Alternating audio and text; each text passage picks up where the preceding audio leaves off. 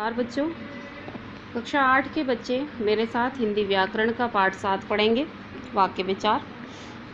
बच्चों, पाठ पढ़ने से पहले जैसा कि मैं हर बार आप लोगों को कह रही हूँ, बार बार समझा रही हूँ कि इस विश्वव्यापी कोरोना महामारी के चलते आप लोगों को अपने घरों में ही रहना है, घरों में रहकर ही पढ़ाई करनी है और अध्यापकों द्वारा जो कार्य आपको बताया जा रहा है उसे समय से और स्वच्छता के साथ पूरा भी करना है। दूसरी बात बच्चों, आपके माता पिता से मैं ये निवेदन करूँगी कि जिन बच्चों की फ़ीस रह गई है तो वे माता पिता अपने बच्चों की फ़ीस समय से ही विद्यालय में जमा करा दें, क्योंकि आप सबका सहयोग हमारे लिए बहुत आवश्यक है। चलिए बच्चों, शुरू करते हैं हम पाठ 7 वाक्य विचार। भाषा की इकाई वाक्य है। वाक्य की इकाई पद होता है, पद की इकाई शब्द होते हैं तथा शब्द की इकाई अक्षर अथवा वर्ण होते हैं। वस्तुतः वाक्य ही भाषा की वह इकाई है जिसके माध्यम से हमारे भाव अथवा विचार पूर्णता के साथ अभिव्यक्त किए जाते हैं। 2 या 2 से अधिक सार्थक शब्दों के योग से वाक्य बनता है। वाक्य द्वारा ही व्यक्ति भावों तथा विचारों को स्पष्ट रूप से पूर्णता के साथ व्यक्त करता है। बच्चों, वाक्य विचार का मतलब ये बता रहे हैं कि भाषा में सबसे महत्वपूर्ण जो इकाई होती है वो होती है वाक्य। और जब वाक्य 2 या 2 से अधिक शब्दों से मिलकर बनते हैं और जब वाक्य सार्थक होता है तभी वह एक अच्छा अर्थ देता है और उसके द्वारा हम दूसरे के विचारों को समझ सकते हैं और अपने विचारों को दूसरों को समझा सकते हैं। नीचे दिए गए वाक्यों को पढ़िए और समझिए। जैसे, आज होली है, माँ गुजिया बना रही हैं, राहुल और अनामिका होली खेल रहे हैं, बच्चे ढोलक की थाप पर नाच रहे हैं।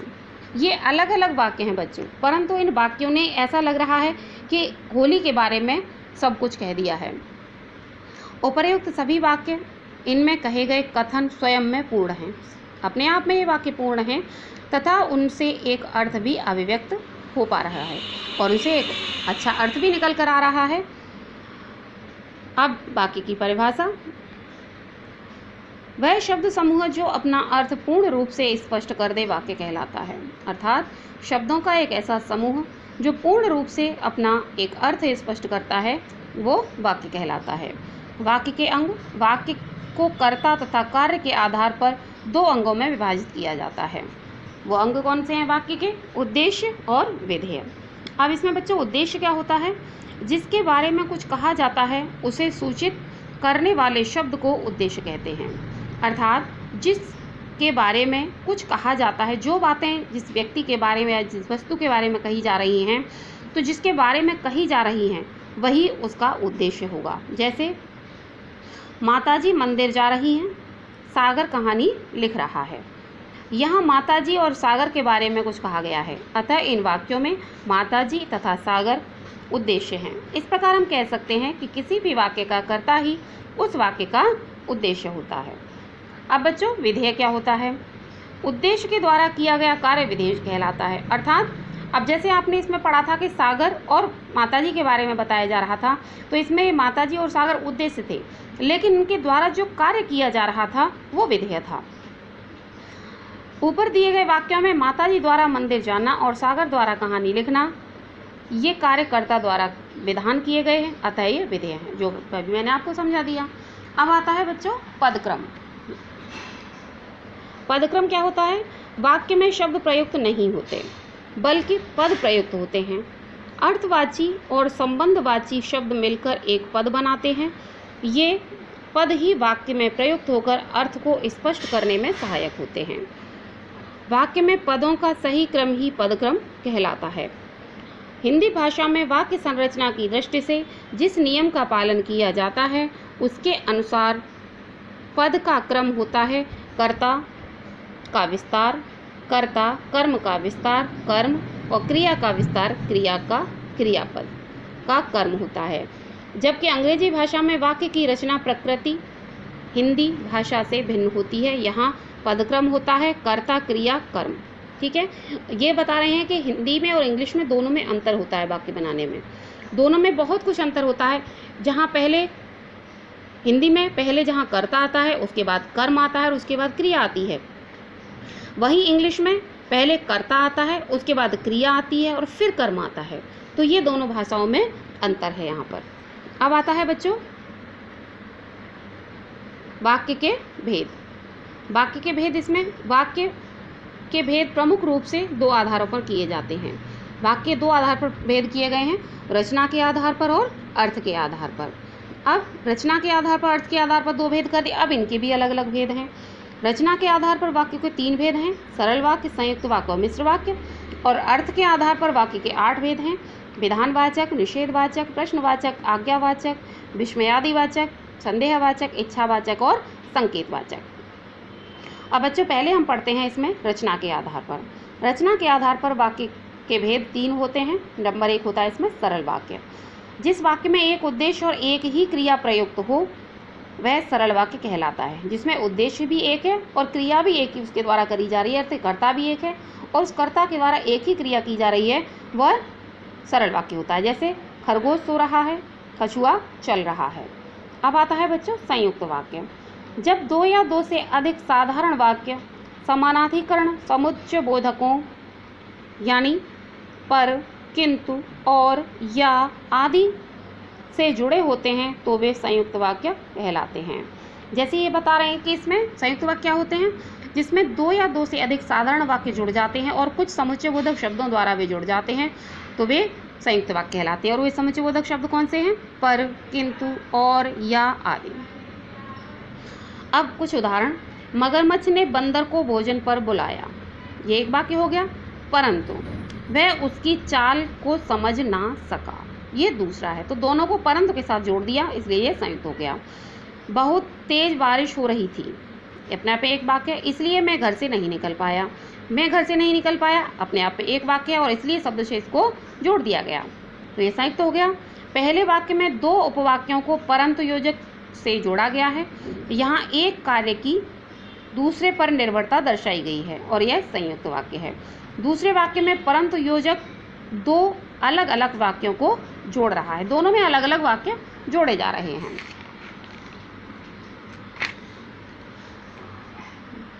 अब आता है बच्चों मिश्रित वाक्य। तो मिश्रित वाक्य क्या होते हैं?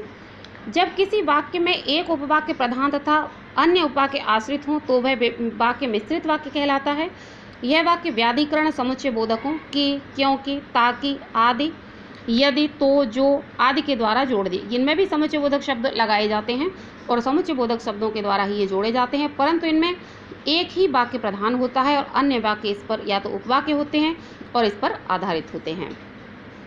जैसे मैं निश्चित रूप से कह सकता हूँ कि वह काम पूरा करके ही लौटेगा। जो श्रम करता है वह फल पाता है। मुझे लगता है कि आज वह नहीं आएगा। उपर्युक्त उदाहरणों में मुख्य तथा आश्रित उपवाक्य इस प्रकार हैं। अब इनमें कुछ मुख्य और आश्रित उपवाक्य कैसे हैं ये भी पढ़ लीजिए। जैसे मुख्य है इसमें मैं निश्चित रूप से कह सकता हूँ, और आश्रित क्या है? आज वह नहीं आएगा, और योजक चिन्ह के साथ इसको जोड़ दिया गया। दूसरे वाक्य में वही फल पाता है, ये मुख्य वाक्य है। श्रम करता है, ये आश्रित वाक्य है, और जो शब्द योजक चिन्ह है जिसके साथ इस वाक्य को जोड़ा गया है। मुझे लगता है मुख्य वाक्य है। वह काम पूरा करके ही लौटेगा, ये आश्रित वाक्य है, और कि इसमें योजक चिन्ह है। बच्चों अब आते हैं अर्थ के आधार पर वाक्य। अर्थ के आधार पर वाक्य के निम्नलिखित 8 भेद होते हैं। नंबर 1 विधानवाचक। जिस वाक्य द्वारा किसी घटना अथवा कार्य का होना प्रकट होता है उसे विधानवाचक कार्य कहते हैं। यानी जिस घटना के द्वारा किसी कार्य के जैसे कौन सा कार्य कब किया गया उसके बारे में पता चले तो वह विधानवाचक कहलाता है। जैसे महाभारत में श्री कृष्ण ने अर्जुन को गीता का उपदेश दिया, या पानीपत के युद्ध में हेमू की पराजय हुई थी। तो किसके द्वारा कौन सा कार्य किया जा रहा है वो प्रकट हो रहा है, इसलिए यहाँ पर विधानवाचक है। अगला है निषेधवाचक वाक्य। जिस वाक्य द्वारा निषेध प्रकट हो वह निषेध वाक्य कहलाता है, अर्थात कार्य का न करना जहाँ प्रकट हो वहाँ पर निषेधवाचक वाक्य है। जैसे वह संग्रहालय नहीं जाएगा, मैं आज विद्यालय नहीं जाऊँगा, किसी कार्य को न करना। अगला है बच्चों प्रश्नवाचक। जिस वाक्य द्वारा प्रश्न किया जाए वह प्रश्नवाचक वाक्य कहलाता है। जैसे क्या तुमने अपना गृह कार्य कर लिया, क्या वह इस बारिश में भी बाहर निकल गया। आगे का आज्ञावाचक। आज्ञावाचक क्या होता है, जिस वाक्य द्वारा आज्ञा या आदेश का आभास मिलता हो वह आज्ञावाचक वाक्य कहलाता है। जैसे रोहन खाना खा लो, तेज धूप है बाहर मत खेलो। तो जहाँ आज्ञा दी जा रही हो तो वो आज्ञावाचक वाक्य होता है।